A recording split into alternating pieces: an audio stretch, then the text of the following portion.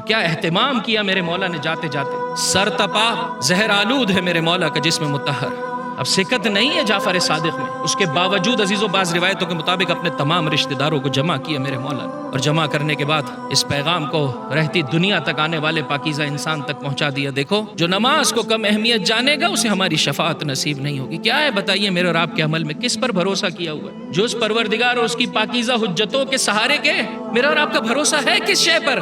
کیوں پھر نماز کے سلسلے میں اور آپ کوتاہی کرتے ہیں؟ آج اس شب شہادت میں طے کیجئے مولا جس دین کو آپ نے پھیلانے میں کوئی کسر نہیں چھوڑی ہے کہ ایک لمحے سے استفادہ کیا. آج آپ کا یہ چاہنے والا جعفری آپ سے نسبت کی خاطر افتخار رکھنے والا آپ سے عہد کرتا ہے نماز کے سلسلے میں کوتاہی نہیں کرے گا. دراصل عزیز و نماز کو اس کے وقت پر پڑھنا میرے اور آپ کی ذمہ داری ہے. فرمایا یہ ہمارے شیعہ کی علامت ہے. ایک کوتاہی ہے کہ انسان دیگر کام کرے نماز کو اول وقت میں نہ بجا لائے. یہ نماز کو کم اہمیت سمجھنا ہے.